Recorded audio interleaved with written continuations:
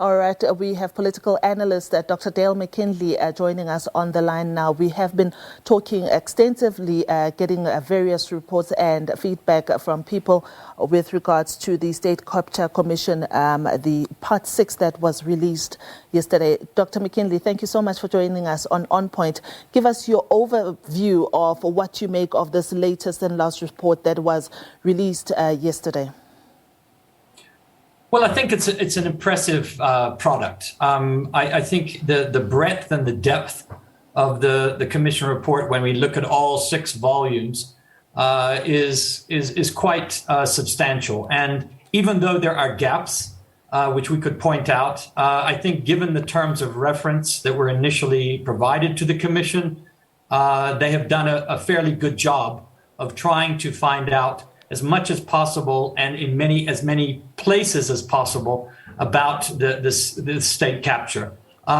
So what we have is a situation and a report that provides us with a picture of both the executive, of parliament, of government, of the private sector, of state-owned enterprises across the board. I think the one area where we probably should have known more and could have known more was the involvement of the private sector. Yes. There were a couple of cases there.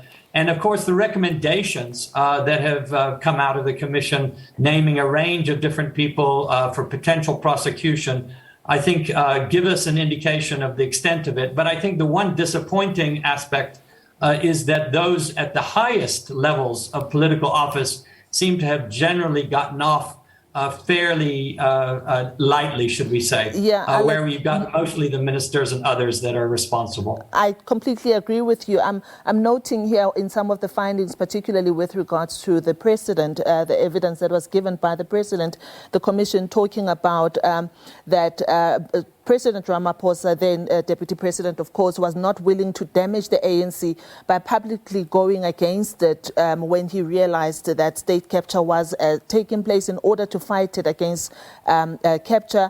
It states that Ramaphosa was a powerful figure and state capture would have been arrested sooner had he acted with urgency. We see now the interests of the country vis-a-vis the interests of the party when Mr. Ramaphosa is involved like this. What are your thoughts regarding that? Well, I think one of the key things that comes out of the Commission's report is that at the center of state capture is the ruling party. So it's not just about individuals.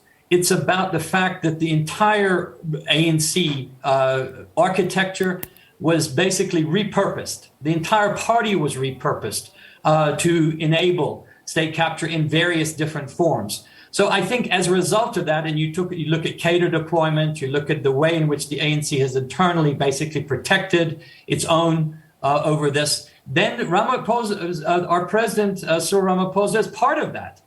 He was deputy president throughout this time during the Zuma years. And of course, since then, he's become the number one in terms of the ANC and the government. So I think what it basically shows us is that the ANC as a whole is responsible. So it's, yes, there are individuals that should be held responsible, but it goes much, much deeper than that. And the other aspect of the report that really is missing, or that we have a huge gap, is at the local government level. Yeah. And this is where the coalface of delivery and where people are mostly feeling the effects of this corruption and misgovernance. And yet there's very little that we have there at the local level, which we can hold people responsible for, and mostly from the ruling party, but not always the case. So yes, it's fundamentally important that we do not simply just say one individual, a few individuals are responsible. If we get rid of them, everything will be okay.